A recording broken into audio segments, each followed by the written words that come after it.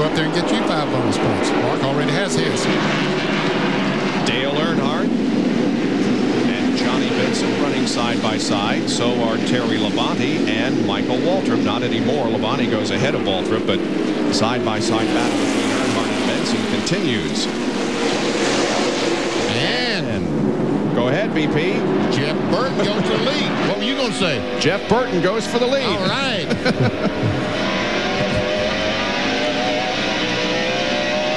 Rusty was perhaps running a little bit harder than he wanted to at this point in the race, having to use too much brakes. So he said, Jeff, if you want to run that fast, you go ahead. Didn't fight him too much. Brett Bodine, Jerry Nadeau, and Sterling Marlin running together. Sterling Marlin had the hot car in happy hour last night. Mark Martin had the fastest car, but Sterling Marlin was tied for the second fastest time in happy hour. Remember, Sterling Marlin led 231 laps here last fall and then had a battery problem that took him out of contention.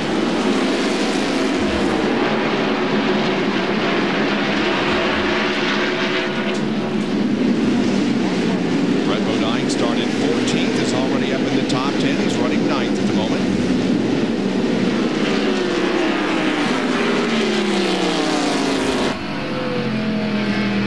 An onboard camera with Derek Coach, Jimmy Dean onboard camera, and we've got a camera pointed back at the left front tire, and we can see the tire flex and all that other stuff when his car goes down in the corner. He's on the straightaway. Now watch as he goes down the corner. The tire flex. Look how the tire just pulls away from the chassis itself. And look out. So right here is a sway bar arm. That's a link that hooks a sway bar to the frame. Look at the distance.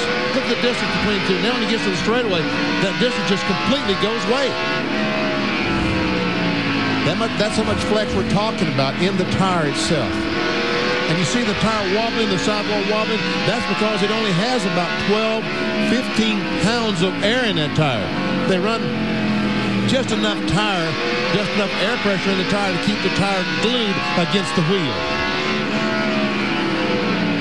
Now we're on the suspension cam of Kenny Irwin's car, and look at how hot the brakes are already. Boy, he can't use those brakes for 500 laps that way. No, he won't have any brakes. There's never a chance to cool off. He's in very heavy traffic back there running behind Bill Elliott. And Jeff Gordon is moving up a spot, taking third away from Mark Martin. So we've got Burton followed by Rusty Wallace, about a half a second behind, and then Jeff Gordon, who's about 1.5 seconds behind Burton.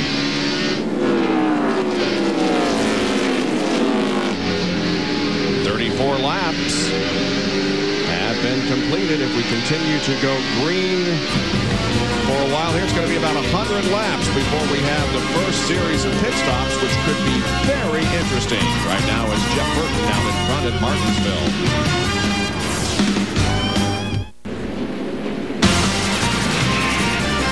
ESPN is back with live coverage of the Goody's Body Paint 500. Later today at 4:30 Eastern Time, the first race of the season, IROC 23 from Daytona. By the way, we'll be on the air next Saturday at Talladega live with an IROC race. NASCAR Shop Talks at 5:30 this afternoon. And RPM tonight with Reese Davis at 8 o'clock tonight on The Deuce with a wrap-up of all the day's activity. For more, log on to ESPN.com, part of the Go Network, go.com. Well, the leaders have encountered some traffic already. Jeff Burton has already put the 30 car of Derek Cope down the lap, and now he comes up on Johnny Benson. And he's going to be in heavy traffic from here on unless the caution comes out, because cars are really scattered all around the racetrack. You put 43 cars on a half-a-mile racetrack, and it's pretty well easy to do.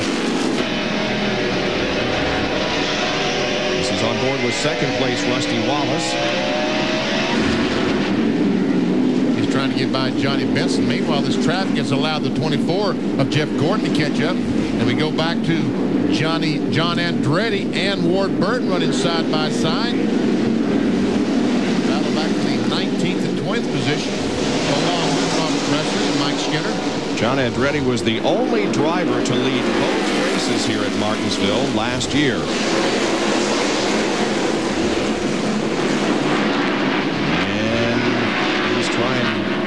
Looks like he's going to get position from Ward Burton now.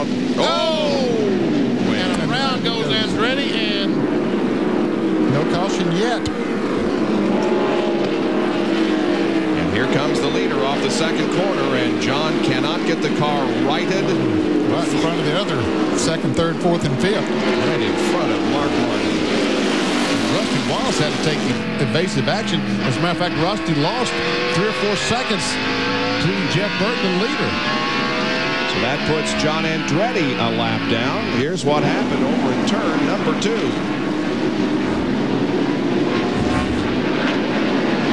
Ward Burton gets a run coming off the corner and just a little bit of a bump. That's a very critical point coming off the turn there. They was almost losing traction anyway. The Pennzoil copter cam. Right there's the contact. The nose of the car over the curb down in the grass, throwing up some dirt on the racetrack. And before John Andretti can get the car going again, he had lost a lap. He falls in behind the 33 car of Ken Schrader, which is running 5th. And I said 3 or 4 seconds. Actually, Rusty lost about a second and a half to the leader of the race. Andretti has a pretty good race car. Meanwhile, here's Chad Little and Dale Earnhardt. Chad Little, I think, was tied Briscoe and Marlin for the fastest time in happy hour. He's trying to get by Dale Earnhardt. That's a battle for 27th. Actually, I think Earnhardt has caught him, Benny, and trying to get by him. Looks like Chad bumped the wall coming out of turn. Well, here are your 2 short track warriors from the past few years going at it for second place now as Jeff Gordon comes up on Rusty Wallace. And Rusty, Jeff moves over. That's just kind of to tell Rusty, I think I'm a little faster than you right now. How about if I try running in second spot? And Rusty, being the veteran he is, decided, hey, why not just move over and let Jeff Gordon go see if he can Jeff Burton. Jeff Burton has hung up in some heavy traffic again. Been trying to lap Dick Trickle for about 4 or 5 laps now and hasn't been able to do it yet.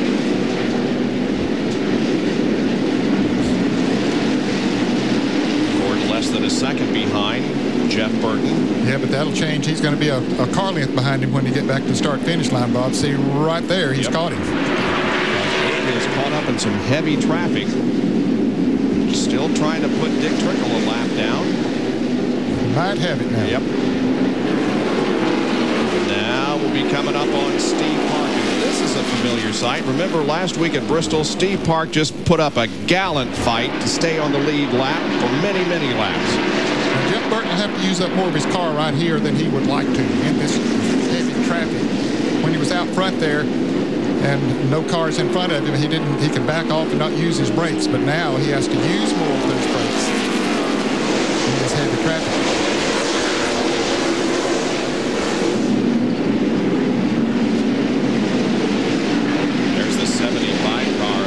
Musgrave. He's got some damage. Bill, what's going on? Well, it's a disappointing day for Ted Musgrave. Started 19, did brush the wall early, does have sheet metal damage. They don't believe it's rubbing against the tire, but it has affected the handling of the race car. Obviously, when he pits, they're going to try and make an adjustment, including an air pressure adjustment on the right front. But right now, Ted is one of the guys that may end up having to battle from a lap or more down. Meanwhile, Jeff Gordon climbs his way into the leader at one. Yes, indeed. Jeff Gordon able to get around Jeff Burton. Jeff Burton's trying to repay the favor because Burton was caught up on trying to get that by Steve Park, the Pennzoil car. And while he was trying to do that, Jeff Gordon got a run and took the spot away. Now Jeff Gordon's trying to pass on the outside. Looks like he'll be able to do so. Here's how the lead change occurred. Coming off corner 2 down the backstretch. Gordon got that great run, got that great bite off the corner, accelerated right alongside Jeff Burton, took the spot away. Now here is some very heavy traffic. They have really been dicing it up. They still are. The 98 car is loose. That's Rick Mast. Nadu almost hits the wall coming off the corner. Little more. Come on, buddy. You got me there. Whoa. Here's Ward Burton spinning around.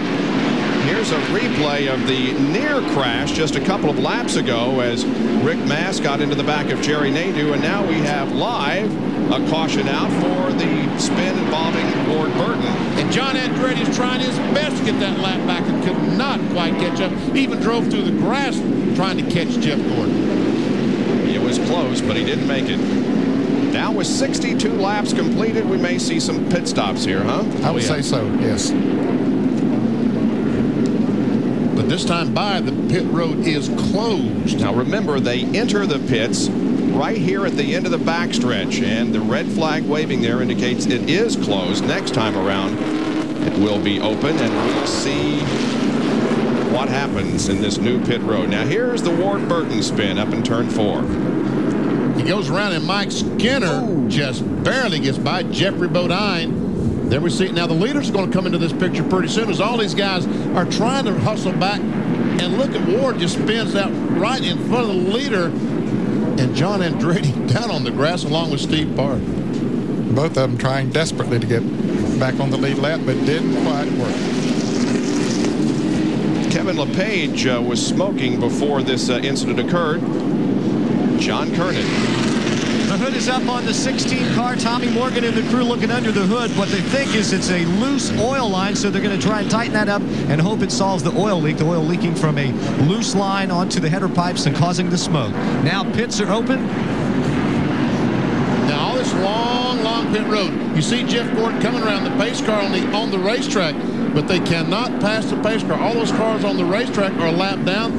They're not allowed to pit until the next time by. But look at all these cars making it. We talked about congestion on pit road. We're going to see just how congested it's going to be as they make their stops and try to get out. Jerry Punch. All right, 4,500 RPMs. All the crew chiefs reminding their drivers. Jeff Gordon did his pit stop, 4 tires and fuel, no chassis adjustments. Right behind him, Rusty Walls will have a pound of air pressure out of 3 of the 4 tires, complaining the car was getting a little bit loose entering the corner. Left side tires are on. Gordon is down, Wallace is down, and now at 35 miles an hour, they will try to get back to turn 2 to get on the racetrack. Burton out of the pits, but little room back there. Jeff Bodine and Dale Jarrett just changed 2 tires, so they're going to gain a lot of positions on this pit stop.